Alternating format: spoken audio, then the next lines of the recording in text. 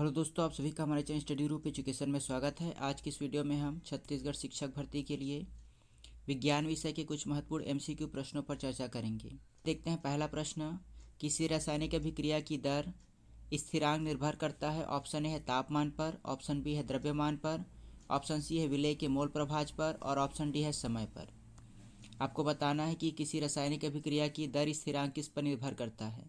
तो इसका सही आंसर होगा ऑप्शन ए तापमान पर।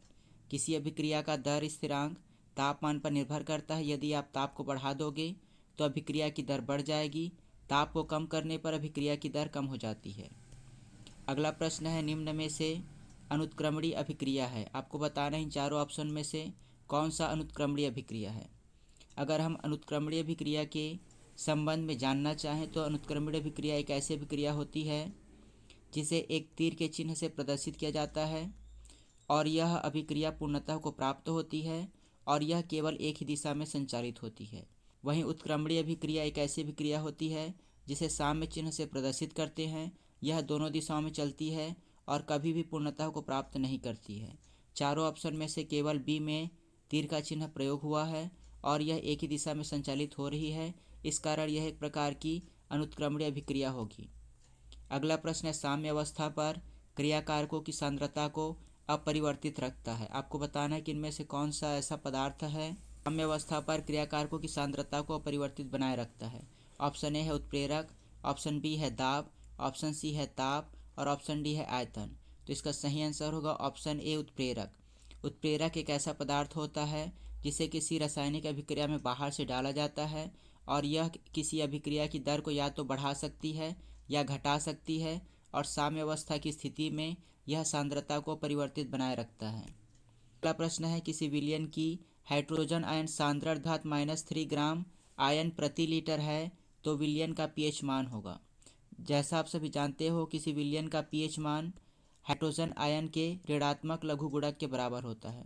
हाइड्रोजन आयन का ऋणात्मक लघु गुणक को ही पीएच मान कहा जाता है।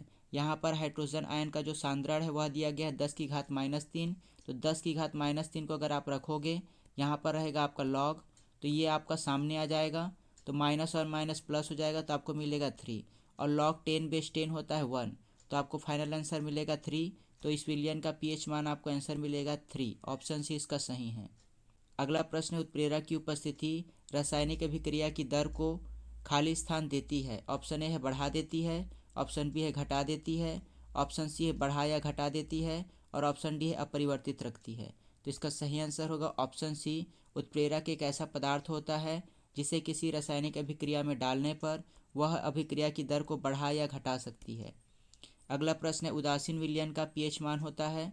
ऑप्शन ए है 7 से कम, ऑप्शन बी है 7 से अधिक, ऑप्शन सी है 7 के बराबर और ऑप्शन डी है 3.0 के बराबर। तो इसका सही आंसर होगा ऑप्शन सी 7 के बराबर। उदासीन विलयन का पीएच मान 7 के बराबर होता है, जबकि क्षारीय विलयन का पीएच मान 7 से अधिक और अम्लीय विलयन का पीएच मान 7 से कम होता है। अगला प्रश्न है, किसी विलयन का पीएच मान 7 से अधिक है तो वह होगा। ऑप्शन ए है अम्लीय, ऑप्शन बी है क्षारीय, ऑप्शन सी है उदासीन और ऑप्शन डी इनमें से कोई नहीं। तो जैसा मैंने अभी बताया कि जिस विलयन का पीएच मान 7 से अधिक होता है वह एक प्रकार का क्षारीय विलयन होगा। अगला प्रश्न है, अम्लीय विलयन का पीएच मान होगा, तो इसका आंसर होगा ऑप्शन ए 7 से कम। अगला प्रश्न है, पीएच पैमाना विकसित करने वाले रसायनज्ञ हैं।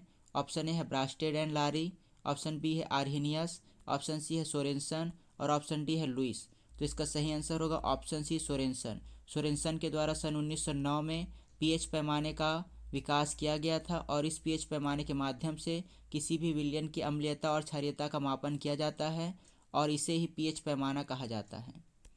और इस वीडियो का आखिरी प्रश्न, सबसे दुर्बल अम्ल है। ऑप्शन ए है H2SO4, ऑप्शन बी है H2CO3, ऑप्शन सी है HCl और ऑप्शन डी है HNO3। तो इसका सही आंसर होगा ऑप्शन बी H2CO3 सबसे दुर्बल अम्ल है। अगर आपको वीडियो अच्छी लगी तो वीडियो को लाइक कीजिए और ऐसे ही और वीडियो पाने के लिए आप हमारे चैनल को सब्सक्राइब कर सकते हैं।